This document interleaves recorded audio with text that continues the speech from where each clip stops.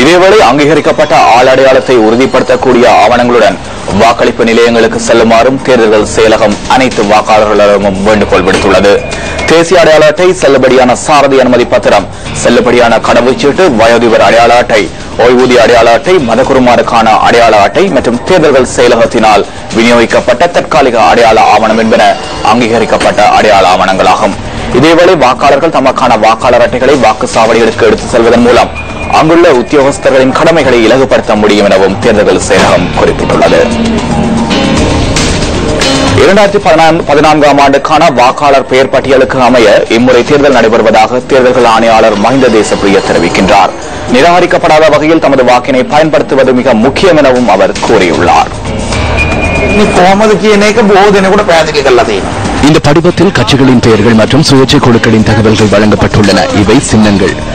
இந்த பகுதியில் வெற்றிடம் ஒன்றுள்ளது. நீங்கள் விரும்பிய கட்சிக்கு அல்லது சுயேட்சை குழு ஒன்றுக்கு இந்த வெற்றிடத்தில் புள்ளடி ஒன்றை இட வேண்டும். இந்த கோட்டின் மேல் ஒரு புள்ளடியை விட அதிக புள்ளடிகள் காணப்பட்டால் அந்த வாக்குச்சீட்டு நிராகரிக்கப்படும். வாக்களித்த பின்னர் இந்த கட்டங்களில் உள்ள விருப்பு இலக்கங்கள் தொடர்பில் சிந்திக்க வேண்டும். விரும்பினால் விருப்பு வாக்கு அளிக்காமலும் இருக்க முடியும். விரும்பினால் ஒருவருக்கு மாத்திரம் வாக்களிக்க முடியும். விரும்பினால் இருவருக்கு வழங்க முடியும். மூவருக்கு வாக்களிக்க முடியும். 3 பேருக்கு அதிகமாக வாக்களித்தால் விருப்பு வாக்கு நிராகரிக்கப்படும். விருப்பு வாக்கை அளிக்காத போதிலும் வாக்குச்சீட்டு எண்ணப்படும். வாக்களிக்காமல் விருப்பு வாக்களிப்பை மாத்திரமிட்டால் நிச்சயமாக வாக்குச்சீட்டு நிராகரிக்கப்படும்.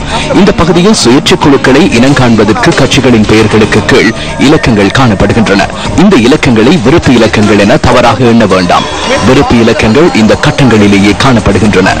வாக்களிப்பதில் உங்களுக்கு ஏதேனும் பிரச்சனை இருந்தால் வாக்களிப்பு நிலையத்திற்கு பொறுப்பான சிரேஷ்ட வாக்களிப்பு நிலைய பொறுப்பதிகாரியிடம் வினவ முடியும்.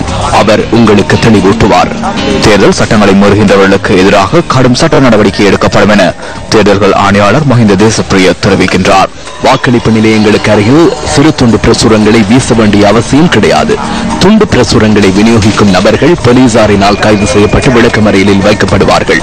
தண்டனை வழங்கப்பட மாட்டாதென நினைக்க வேண்டாம். மத தலங்களில் முன்னெடுக்கப்படுகின்ற தேர்தல் பிரசாரங்கள் மற்றும் சமய நிகழ்வுகளில் முன்னெடுக்கப்படுகின்ற தேர்தல் பிரசாரங்கள் மதத்திற்கு இழுக்கை ஏற்படுத்தும். குழுவாக செல்ல வேண்டாம். அதே போன்று கூட்டங்களை நடத்த வேண்டாம் என எமது சட்டத்தில் உள்ளது.